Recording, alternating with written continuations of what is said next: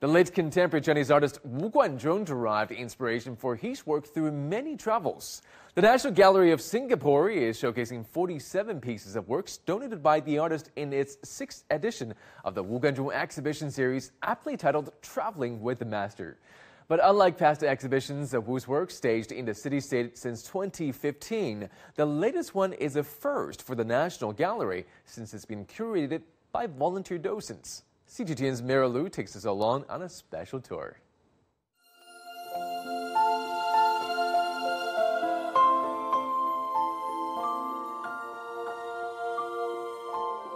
We're very fortunate and very happy that we actually got 4 wonderful volunteering docents to join us in terms of the curatorial project. The inspiration of actually working with the docents came from Wu Guanzhong's own teachings. It's his own artistic notion that he wanted his painting to be able to connect with both the wider public but also specific artistic experts. They're all volunteers from all walks of life. My name is Tina Nixon. My name is Queenie. We're individuals who are passionate about the arts and culture scene. I'm the docent curator of this exhibition, Wu Guanzhong, Traveling with the Master. We really wanted to get away from starting it from a chronological point of view or from, following literally in his footsteps. And we wanted to start with the 5 abstract works as a way of sort of introducing the idea of traveling, because when you start traveling, you start with an idea and a notion. So we start with this piece with the title that the artist given is the Ji. Ji is kind of mark that you leave after you walk, right? So how he present those marks in his life journey. Right? He put it in this way that is an ink, black and white, gray. And instead of visualize the footsteps, he actually put up some characters.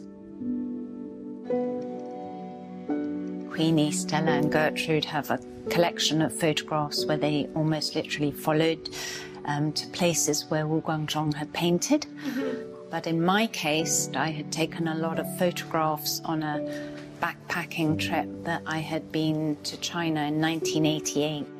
So here we get to the second part, exploring. So we're now entering the realm of him traveling and exploring China. Yeah. You've got the contrast of the white wall and the black roofs, and then you've got the contrast of the ink and the oil. This is a photograph of Suzhou that I took all those years ago that shows you exactly what he's depicting.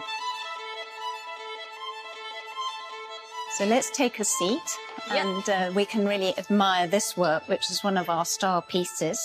The largest in our collection. It's a one piece. Yeah, it's first time we put in National Gallery. I've had many visitors who, when I ask them what they see, they will quite often say to me they see Manhattan skyline. Yes, yes. So, it's the idea of, well, is it a natural landscape or is it a urban landscape? Which is quite interesting, right?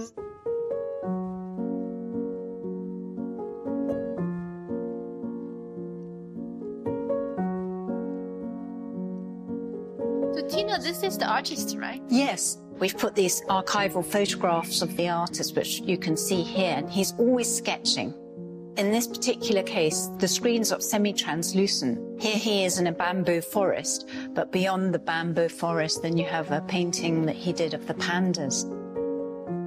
Very interesting about this painting is this is That's in his living house. room. Yes, and this is the minister then. This is how we found it interesting because he donated the painting to us, and then he himself hang a rug in his. Maybe this is one of his favorite pieces. Yeah. So we've left China now, and we're coming into Southeast Asia.